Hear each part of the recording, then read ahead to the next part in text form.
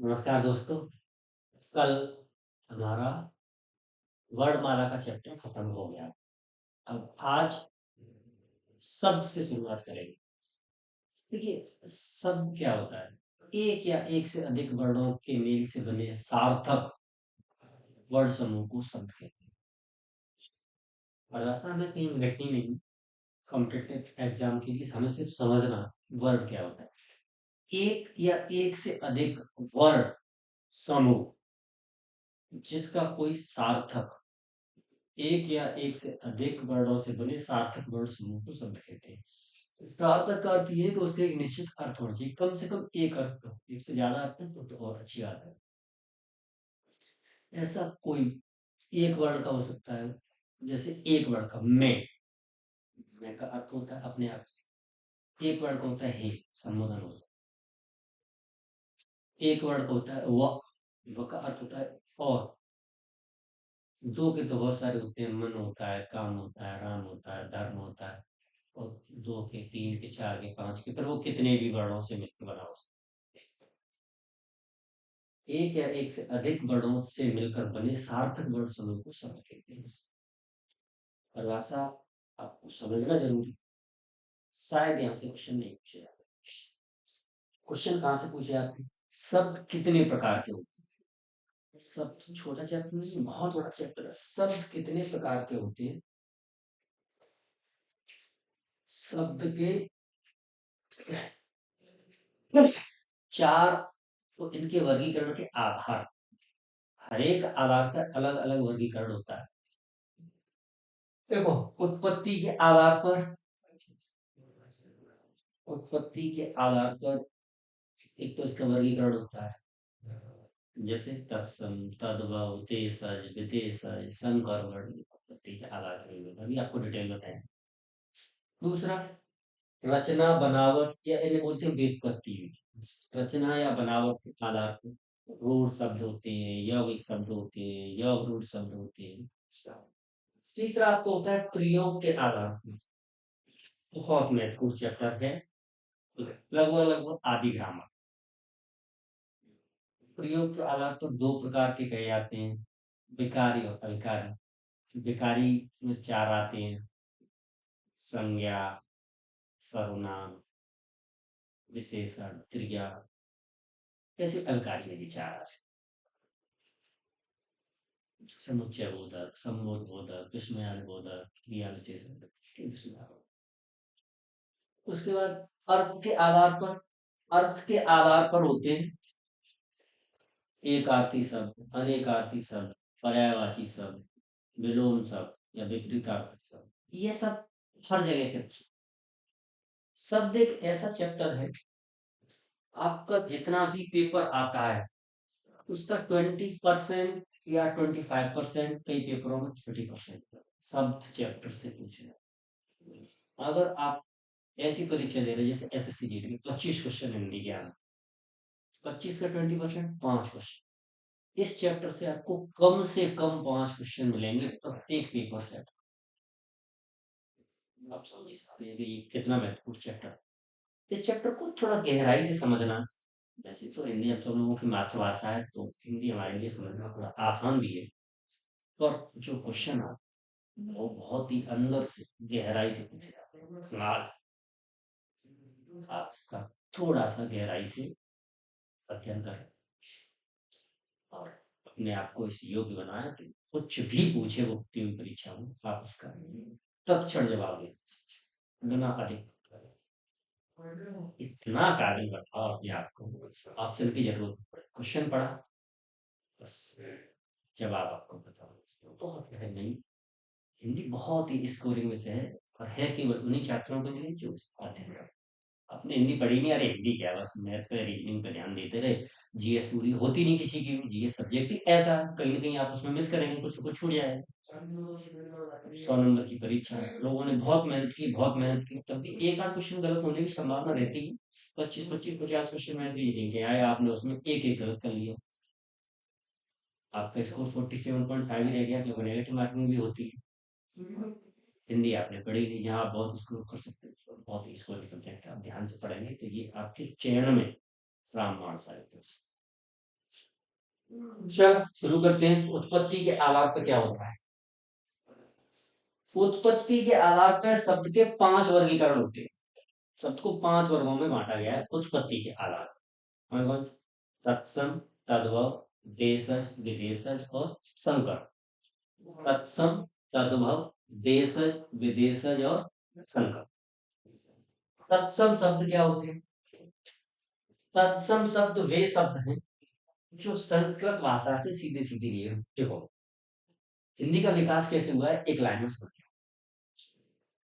सबसे पहले हमारे यहाँ वैदिक संस्कृति थी, उसके बाद लौकिक संस्कृति आई। संस्कृति से पाली, ये गौतम बुद्ध के वक्त पे थी। गौतम बुद्ध की जो उपदेश है वो कौन सी का था ना? पाली। वैदिक संस्कृत, लौकिक संस्कृत, पाली, प्राकृत, अपभ्रंश, अवट भी कहते हैं। उसके बाद हाँ, प्राचीन हिंदी सुधरते सुधरते परिष्कृत होते हुए आज ये वाली। तो आज हम हिंदी का जो मानक है वो खड़ी बोली। ये क्वेश्चन भी कई बार आ सकते, तो आपको ध्यान में रखना चाहिए। हिंदी का जो मानक रूप है वो खड़ी। तत्सम शब्द क्या होते हैं? उसी संस्कृत से जो शब्द अब तक हमारे साथ साथ चलते आ रहे हैं, जैसे कि तैसे। संस्कृत से जो शब्द अब तक चलते ही आ रहे हैं उनका हम सही से प्रयोग करते हैं, वो होते हैं तत्शब्द। जो संस्कृत के शब्द जैसे कि तैसे लिखे जाते हैं वो होते हैं तत्सम। तत्सम और तद्भव में लोगों को काफी कंफ्यूजन होता है। जो संस्कृत भाषा के शब्द जैसे के तैसे आज तक लिखे जा रहे हैं, पढ़े जा रहे हैं, बोले जा रहे हैं, वो होते हैं तत्सम। तत्सम शब्द जैसे उदाहरण के लिए अश्रु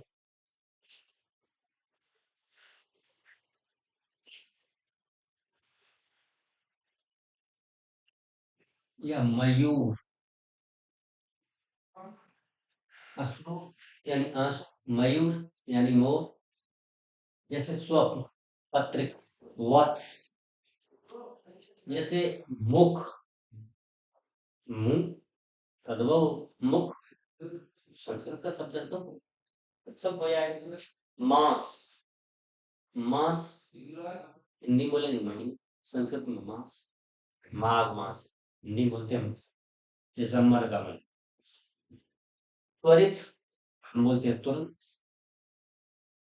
ऐसे जो शब्द हैं त्वरित, मास है, और भी बहुत सारे शब्द हो सकते हैं, जैसे वत्स है, स्वच्छ है, मत्स्य है।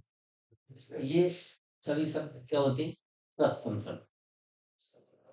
पढ़ने के लिए आपके पास बुक्स हैं, नहीं तो आपको यहाँ से पीडीएफ भी मिलेगी, पर समझना बहुत जरूरी है। जो सब संस्कृत से सीधे के सीधे लिए गए हैं और वैसे ही लिखे पढ़े और बोले जाते हैं, वो होते हैं तत्सम शब्द। अब सद्भव क्या है? सद्भव वे शब्द हैं, जैसे हमारी हिंदी अभी मैंने बताया, लौकिक संस्कृत, वैदिक संस्कृति, लौकिक संस्कृति, फिर पाली, प्राकृत, अपभ्रंश, वहां से इतना लंबा सफर करके आई है।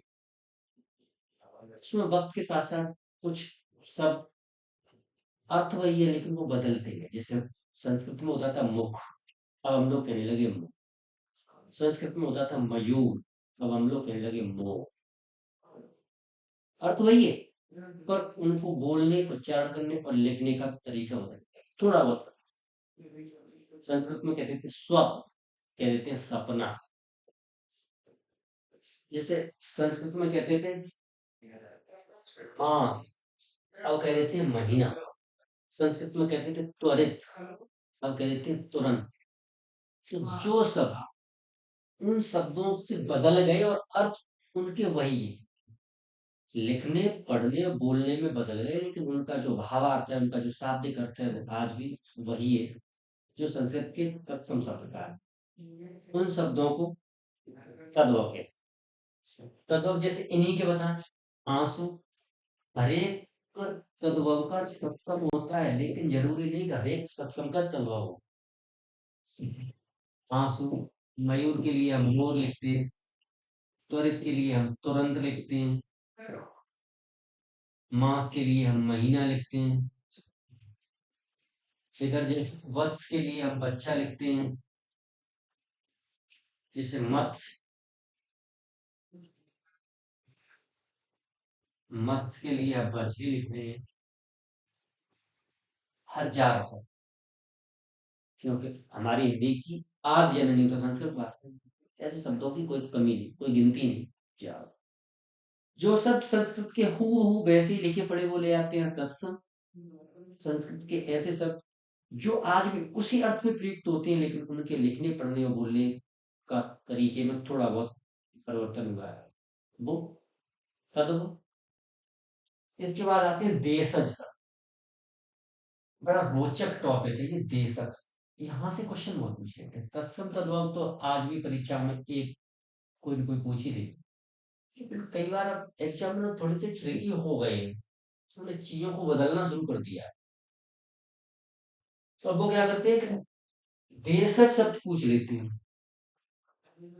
देशज शब्द क्या है? देशज शब्द ऐसे शब्द जो जरूरत के हिसाब से, क्षेत्रीय जरूरतों के हिसाब से लोग कहने लगे, उनके लिए हमारे पास कोई पर्याप्त शब्द हमारे शब्दकोश में थे नहीं। कोई नया आविष्कार हुआ है, कोई नया प्रचलन हुआ, कोई नई रीति हुई, उसके लिए प्रॉपर शब्द कोई हमारे भाषा शब्दकोश में था नहीं। तो लोग उसे अपनी क्षेत्रीय भाषा में कुछ कहने लगे। फिर वो शब्द इतने प्रचलित हुए कि वो हमारी भाषा में ऐसे शब्द होते हैं देशज। जैसे उदाहरण देगची, जो पतीला होता है, जो पतीली खाना बनाने के लिए इस्तेमाल किया जाता है, देगची। या लोटा, पगड़ी, ये जो शब्द है, थैला। या जैसे होता है सुख सुख। सुख सुख क्या होता है? कुछ नहीं होता, सुख बुगाहट होता है। सुख सुख, जैसे कहीं कोई किसी से बात कर रहा है, उनको सुख सुख, सुख बुगाहट होता है उसके से। तो ये जो शब्द है ये होते हैं देशज शब्द। देखो दो चार आप नोट कर लो, उससे आप समझ पाओगे कि ये किस प्रकार के होते हैं। जैसे लोटा, तेंदुआ, कोई जानवर नहीं होता, तेंदुआ। तेंदुआ के बाद थैला, पगड़ी, देगची, एक शब्द होता है मौरंग। मौरंग या इसे बोलते हैं मऊरंग। इसका बाकी का अर्थ होता है बालू, लेकिन बुंदेलखंड इलाके में इसे मौरंग बोला जाता है। अब ये धीमे धीमे हमारी भाषा में शामिल हो गया, लिखने पढ़ने में शामिल हो गया। तो ऐसे क्षेत्रीय शब्द जिनके लिए कोई प्रॉपर शब्द नहीं था, या उस क्षेत्र में विकसित नहीं था, या कोई क्षेत्रीय शब्द इतना विकसित हुआ कि वो हमारी भाषा में हावी हो गया, वहाँ के लोकल साहित्यकारों ने उसका बढ़ावा दिया, फिर वो प्रचलन में आया। ऐसे शब्द होते हैं देश शब्द। कहने का मतलब जितना आज तक हम ही लोगों ने किया है, हिंदी भाषी जितना बड़ा विस्तृत क्षेत्र है, उसकी किसी भी एक हिस्से से लोगों ने आवश्यकता के अनुसार कुछ नए शब्द गढ़े। धीमे धीमे सैकड़ों सालों तक प्रचलन में आने के बाद वो साहित्य में शामिल हो गए और उनका अपना एक स्थान। ऐसे शब्द होते हैं देश शब्द। ऐसे, इसके अलावा और भी बहुत सारे देश शब्द हैं, जैसे सुख सुख है, या गुम्मे बोलते हैं। गुम्बा नहीं, गुम्मे। ईंट को बोलते हैं, ईंट जो होती है, ये भी बुंदेलखंडी क्षेत्र में है। और भी कई। एक होते हैं संकर शब्द। विदेश शब्द का मतलब है जो शब्द विदेशों से लिए, अभी आपको समझाएंगे। अब पहले संकर शब्द। संकर शब्द क्या होता है? ऐसे शब्द जो कम से कम दो भाषाओं के शब्दों से मिलके बने हो, ज्यादा से बने हो तब भी ठीक है, पर कम से कम दो भाषाओं के शब्द से मिलके एक शब्द बन गया, वो खूब प्रचलन नहीं आया समझ। बिल्कुल, किन्हीं भी दो भाषाओं के मेल से बना हुआ ऐसा कोई भी शब्द जो दो भाषाओं से बना और अब हमारे प्रचलन में शामिल हो गया। जैसे उदाहरण है, छाया का, कहते हैं वहां एक छायादार वृक्ष था। छायादार हमारे साहित्य में बहुत अच्छे से समाया हुआ है, सब लोग इसका अर्थ समझते हैं। जो छाया शब्द है ये तो संस्कृत का है। लेकिन जो दार शब्द है ये फारसी का था। इसका अर्थ होता है युग। जैसे छाया युग, ये संस्कृत।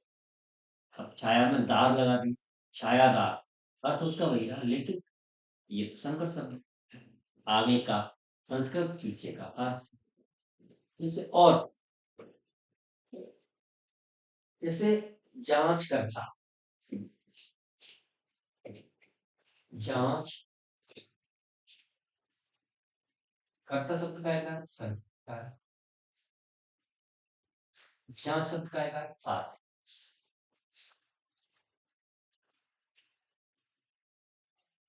तो मतलब ये नहीं कि सिर्फ फारसी और संस्कृत से बने हो, वो किन्हीं भी दो भाषाओं से बने हो सकते हैं। जैसे टिकट घर,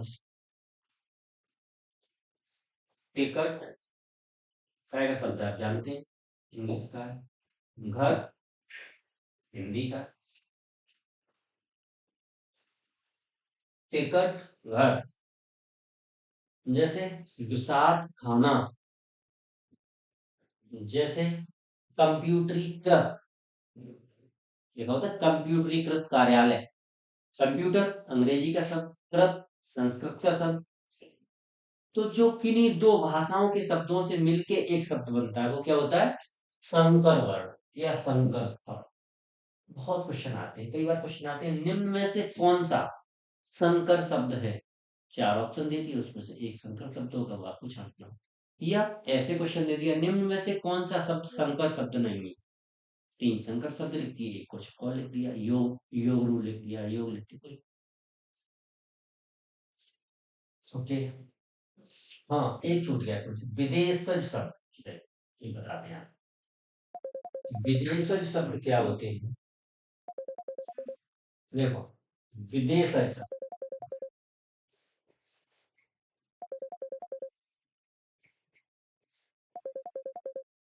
विदेशज शब्द का अर्थ है ऐसे शब्द जो हिंदी के नहीं है, विदेशी भाषाओं के हैं, लेकिन आके हमारी भाषा में ऐसे समा गए, ऐसे समा गए कि उनका,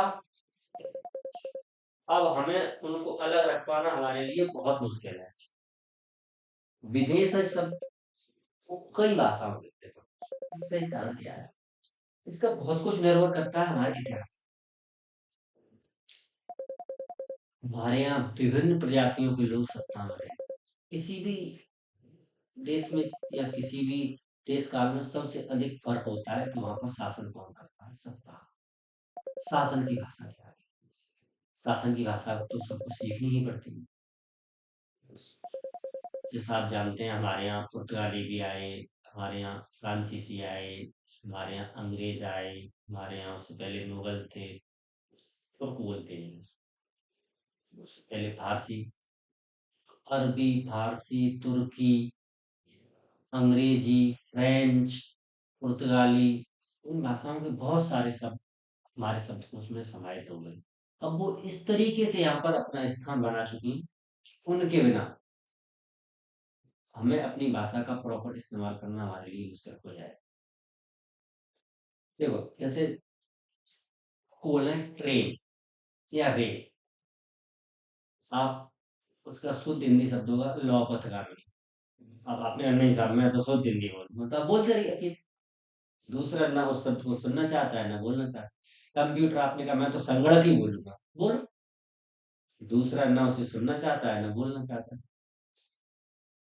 तो वो ऐसे समा गए जैसे मोबाइल, टिकट, साइकिल,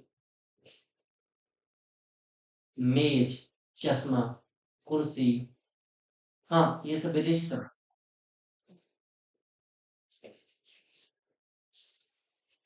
देखो, सिर्फ कहाँ कहाँ से आए? कुछ फारसी से। फारसी के बाद अंग्रेजी, चलो अंग्रेजी भी लिखते हैं, अंग्रेजी। अंग्रेजी के बाद अरबी,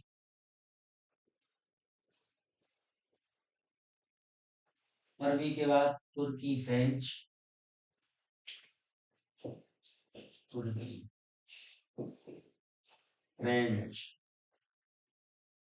पुर्तगाली, जापानी।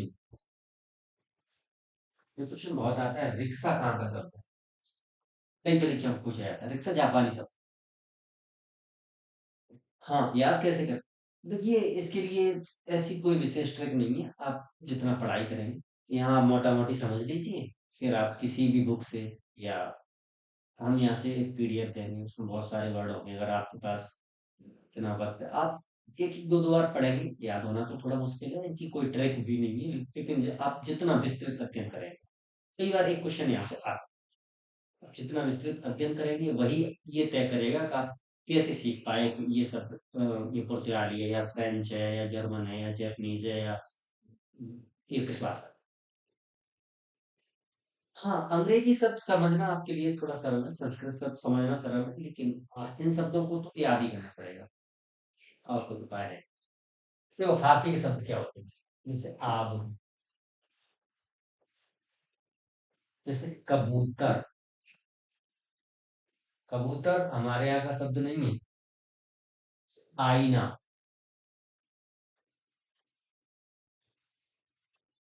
जैसे दरबार। और भी शब्द हैं, जैसे दुकान है, चश्मा है, और जिगर, दिल कहाँ का शब्द है? तो हृदय है। दिल भी फारसी शब्द है।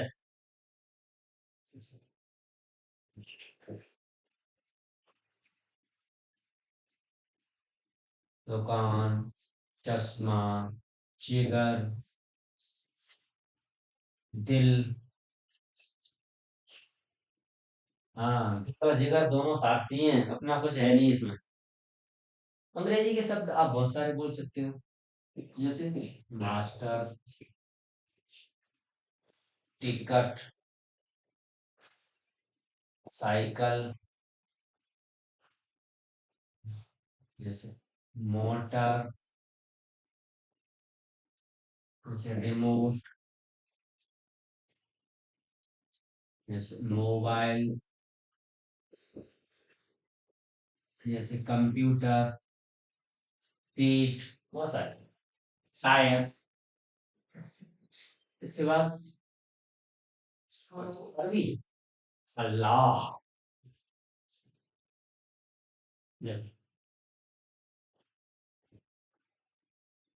अल्लाह, ईमान, कर्ज, दवा,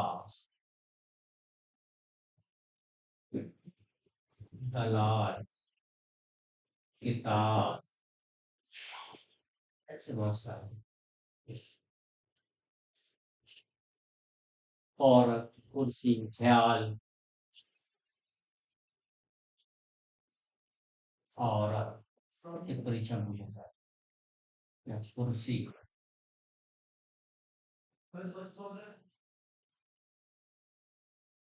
ये शब्द कहाँ के? अरबी, अरबी भाषा। उसके बाद क्या? तुर्की। तुर्कों ने तुर्की भी थी मुगल सल्तनत की भाषा। तुर्की तो थे। सबसे पहले मुगल शब्द कहाँ का होगा?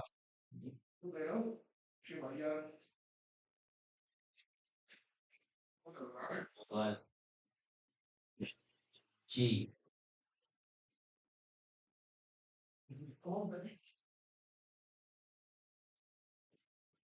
तो बारूद, लफंगा।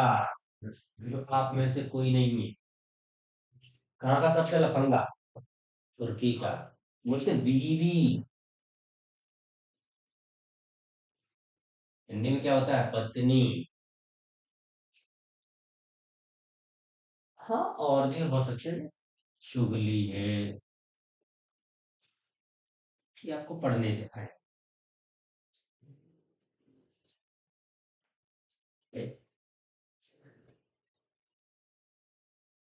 फ्रेंच सब थोड़े से कम शामिल हुए, और हैं फिर भी, जैसे कारतूस, वहाँ का वर्ड है, फ्रांसीसी वर्ड। कार्टून। कार्टून के बाद एक हमारे यहाँ शब्द बहुत प्रचलित है, मेयर। एक होता है आर्मी मार्शल, या कोर्ट मार्शल, या मार्शल लॉ। ये कहाँ का शब्द है? फ्रांस। मार्शल। जैसे सूप, सूप पीने आते हैं। या रेस्टोरेंट, रेस्टोरेंट।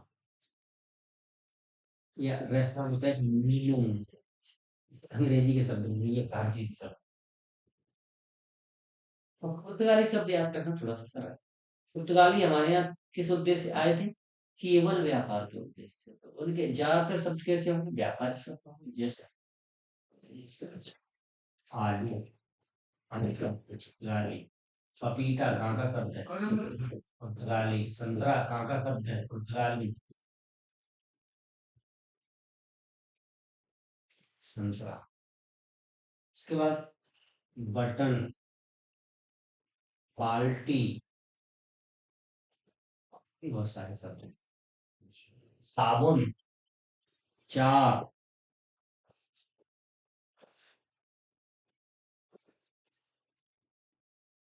ये शब्द कैसे हैं? पुर्तगाली। कहने का मतलब एक और एक विशेष शब्द पूछा जाता है, इसको पुर्तगालियों की देन है हमारे यहाँ, तंबाकू।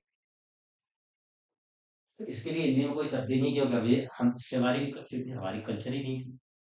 तंबाकू तो पुर्तगाली लेके आया, जिस चीज को हम इस्तेमाल नहीं करते उसका हमारे यहाँ क्या नाम है? कोई नाम ही नहीं। वो कहते थे तम्बाकू, हम भी कहने लगे तम्बाकू। वो कहते थे टोबैको, धीमे धीमे अंग्रेजी में टोबैको, हमारे यहाँ हिंदी में तम्बाकू। पुर्तगाली भी तम्बाकू कहते थे। ये जो वर्ड है, ये तो दो चार से वर्ड हैं, और ये मोस्टली वो वर्ड हैं जो ज्यादा पूछे जाते हैं, पर ऐसे बहुत सारे वर्ड। इसके लिए तो आपको पढ़ाई नहीं करनी पड़ेगी, पर ये है विदेशी शब्द। तुमने क्या पढ़ा? देखो,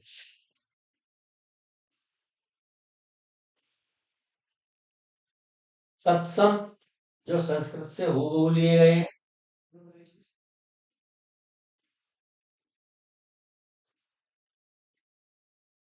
तत्सम का अर्थ जो संस्कृत से हूबहू, हूबहू लिए गए हैं, वो कैसे हो गए?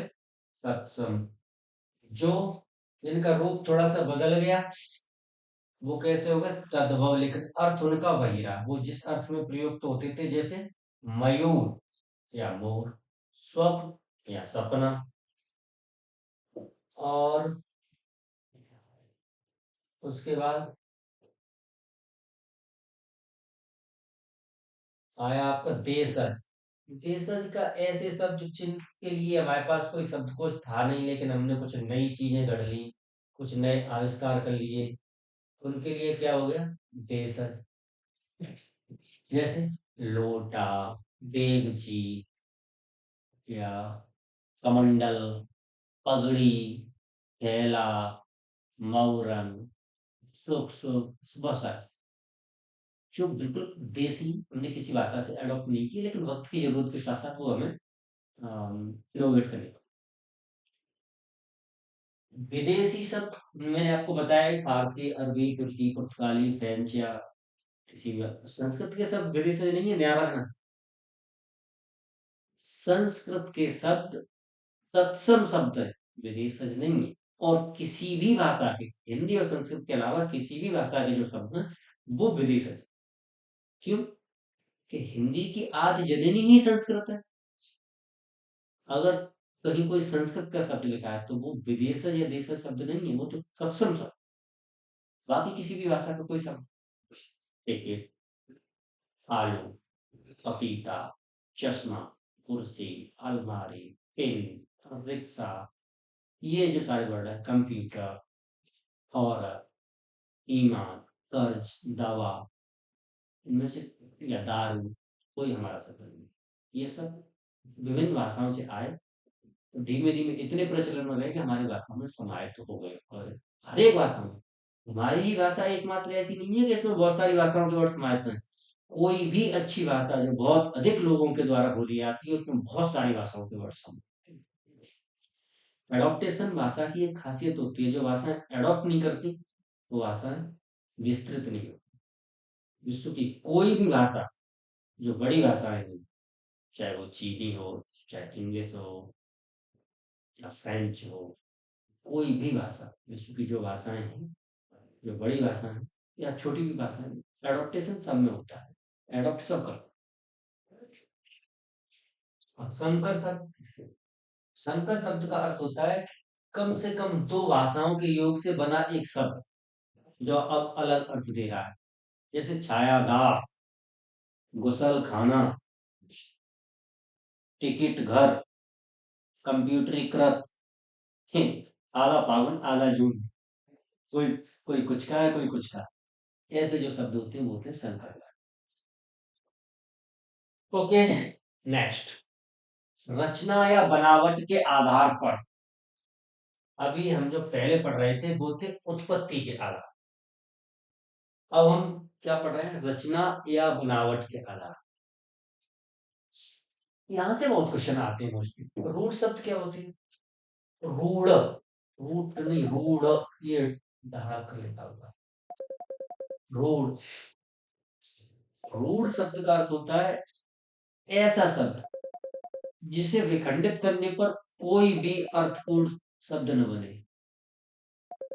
कहने का मतलब जिसे विखंडित न किया जा सके, और हम कर भी दे तो उसका कोई मतलब नहीं हो। ऐसा कोई भी शब्द, जैसे हमने लिखा हार, हार, अब हमने इसे खंडित कर दिया, या तो हम ऐसे इसे खंडित कर सकते हैं या हम इसे ऐसे खंडित कर सकते हैं। और कैसे करेंगे? न तो इसका कोई अर्थ, न इसका कोई अर्थ, दोनों एक का अर्थ बनता है तो नहीं, दोनों का अलग अलग अर्थ में बने किसी को विखंडित करने, जिसे विखंडित किया ही नहीं आ सके। कहने का कि ये होता है वह सब जिसे विखंडित न किया जा सके और जिसका अपना एक कोई साथ, वो क्या होते हैं? रूट्स। रूट शब्द जैसे सेब, कान, हाथ, चावल, आलू, मशीन, ऐसे सैकड़ों हजार शब्द जिसे विघटित करने पर उनका कोई अर्थ नहीं है, तो वो क्या हो गए? रूढ़ शब्द। रूढ़ शब्दों को विघटित नहीं किया जा सकता केमिकल मतलब के, जैसे हाथ, पैर, हीरा या पूस या माघ, ऐसे जो शब्द, ये शब्द क्या होते हैं? रूढ़ शब्द। रूढ़ शब्दों का मुख्य मतलब ये है कि इन्हें विघटित नहीं किया जा सकता। अगर हम इन्हें विघटित करेंगे तो इनका कोई भी शाब्दिक अर्थ नहीं निकलेगा। ऐसे होते हैं रूढ़ शब्द, जैसे हाथ, पैर, सेब, आलू, कुछ भी लिख लीजिए, मशीन, कुछ भी। इन शब्दों को हम अगर विघटित करेंगे तो इनका कोई अर्थ नहीं निकलेगा। ये रूढ़ शब्द। रूढ़ शब्द के बाद दूसरे होते हैं यौगिक शब्द। यौगिक शब्द ऐसे होते हैं जिनको विघटित किया जा सके और उनके दोनों पदों के अपने अपने अर्थ। ऐसे शब्द जिनको विघटित किया जा सके और उनके दोनों पदों के अलग अलग अपने अपने भी अर्थ। जैसे ये कैसे होते? जैसे मैंने लिखा रसोई घर, अब मैंने इसे विघटित कर दिया, यहाँ तक रसोई और यहाँ तक घर। घर का अर्थ आप जानते हैं, घर एक अलग शब्द है। रसोई का भी आप अर्थ जानते हैं, ये एक अलग शब्द। जैसे मैंने लिखा राजपुत्र या सूतपुत्र लिख दिया। सूतपुत्र, आप जानते हैं इसका अर्थ है सूत और इसका अर्थ है बेटा, लेकिन ये अपने आप में साथ लिखा है। जैसे मैंने लिखा न्याय कर्मी, न्याय कर्मी, तो आप जानते हैं कर्मी का अर्थ है वहां काम करने वाला, न्याय का अर्थ है न्याय विभाग। दोनों अलग अलग अर्थ हैं। जैसे पुत्र धर्म, पुत्र धर्म, हमने दोनों को विघटित किया, यहाँ से इसका अर्थ अलग है, इसका अर्थ अलग है, दोनों अपने साथ मिलकर अलग अर्थ दे रहे हैं। ये कैसे होती है? यौगिक शब्द। कम से कम दो भागों में जिन्हें विभाजित किया जा सके और प्रत्येक भाग का अपना एक अलग शाब्दिक अर्थ हो, ऐसे शब्द योग। आखिरी उसमें है योग रूढ़ सब। अभी मैंने तो नहीं पढ़ाई है इसलिए उसमें, लेकिन आप लोगों ने समास पढ़ा, उसमें आपने पढ़ा हुआ है कि बहुव्रीहि समास।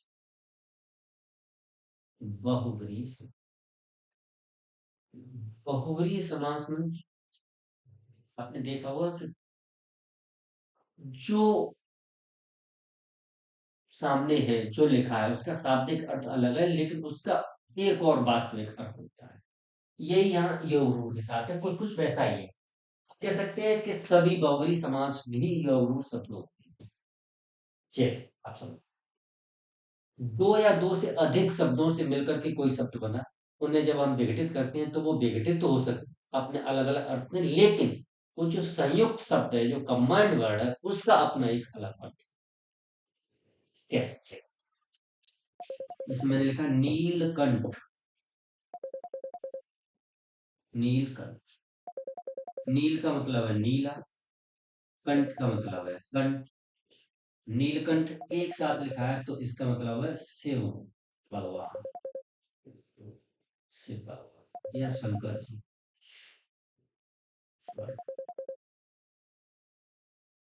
शिव भगवान या शंकर जी। और इसके बाद मैंने जैसे लिख दिया,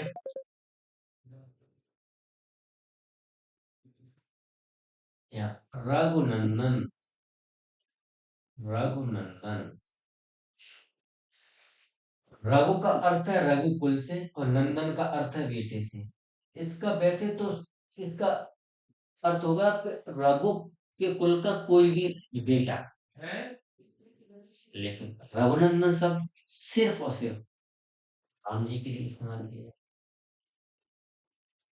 जैसे आधुनिक भाषा में बात करते हैं, एक शब्द आप लोगों ने खूब सुना होगा, हरियाणा हरिकेन। किसके लिए प्रयोग होता है? देखो, हरियाणा का अर्थ है, आप जानते हैं, एक प्रांत है भारत। हरिकेन का अर्थ आप जानते हैं, आने वाले चक्रवात से होता है। हरिकेन एक चक्रवात का नाम है, हरियाणा एक प्रांत का नाम है, लेकिन जब ये एक साथ लिखा जाता है, हरियाणा हरिकेन, तो ये हम इस्तेमाल करते हैं कपिल देव जी के साथ। जैसे एक शब्द आपने सुना होगा, रावलपिंडी एक्सप्रेस। रावलपिंडी आप जानते हैं, पाकिस्तान का एक शहर। एक्सप्रेस, तेज गति से। और ये शब्द एक साथ जब मिलता है तो इसका अर्थ होता है, ये इस्तेमाल किया जाता है शोएब अख्तर के। अब तक विश्व की सबसे तेज गेंद फेंकने वाला जो गेंदबाज है, शोएब अख्तर, और उनके लिए इस्तेमाल किया जाता है रावलपिंडी एक्सप्रेस। जैसे 70 के दशक में वर्ल्ड, जब हम स्वतंत्रता के बाद का इतिहास पढ़ते हैं, इंडिया आफ्टर इंडिपेंडेंस, तो वहां कई बार एक वर्ड का जिक्र मिलता है, गूंगी गुड़िया। हम जानते हैं गूंगी शब्द का अर्थ है जो सही से बोल नहीं सकते, और गुड़िया आप जानते हैं एक खिलौना भी होता है और छोटी बच्चियों को भी। तो गूंगी गुड़िया जब संयुक्त शब्द इस्तेमाल होता है और पॉलिटिकल क्षेत्र में इस्तेमाल होता है, तो इसका अर्थ होता है इंदिरा गांधी, हमारी पूर्व प्रधानमंत्री स्वर्गीय श्री इंदिरा गांधी। ऐसे ये शब्द कैसे होती है? योग रूढ़ शब्द, मतलब दोनों शब्दों का अलग अलग भी अर्थ है, लेकिन दोनों को संयुक्त करें तो किसी तीसरे अर्थ में प्रयुक्त तो हो रहे हैं। तो वो क्या होता है? योग रूढ़ शब्द। योग शब्द, योग रूढ़ शब्द, और रूढ़ शब्द, यौगिक शब्द, योग। अब इसके बाद प्रयोग के आधार पर, देखो इसे थोड़ा छोटा कर लेते हैं, इसे चल डिटेल से पढ़ें। प्रयोग के आधार पर ये दो प्रकार के होते हैं, विकारी और अलकारी। विकारी का अर्थ होता है जिनमें विकार आ जाए, मतलब जो वक्त के साथ बदल जाए, जो प्रयोग के साथ बदल जाए, यानी आपके संन्यास कर्ता विशेषण क्रिया। अलकारी शब्द होती है अव्यय, जो किसी भी परिस्थिति में बदलते रहेगी, वो वैसे के वैसे इस्तेमाल होते हैं। वैसे आप जानते हैं इंग्लिश ग्रामर भी यहीं से इंस्पायर है। हम जब अंग्रेजी की ग्रामर पढ़ते हैं तो ये सारी चीजें पढ़ते हैं। अगर हम इन्हें अंग्रेजी संज्ञा मतलब नाउन, सर्वनाम मतलब प्रोनाउन, विशेषण मतलब एडजेक्टिव, क्रिया मतलब वर्ब, क्रिया विशेषण मतलब एडवर्ब, संबंध बोधक मतलब प्रीपोजिशंस, समुच्चय बोधक मतलब कंजक्शंस, और विस्मयार्थ बोधक मतलब इंटरजेक्शंस। यही तो पता है पार्ट्स ऑफ स्पीच में। वही है वही। तो ये दो प्रकार के होते हैं, विकारी और अविकारी। और इसके बाद अब इसके आधार पर चार प्रकार के होते हैं। एक अर्थक जिनका एक ही अर्थ हो, एक अर्थक जिनका सिर्फ एक ही अर्थ हो। अनेकार्थी जिनके अनेक अर्थ हो। एक अर्थक जैसे आलू। आलू का अर्थ क्या है? आलू का कोई दूसरा अर्थ नहीं, आलू का अर्थ। अनेकार्थी जिसके बहुत सारे अर्थ हों, जैसे सारा, जैसे द्विज।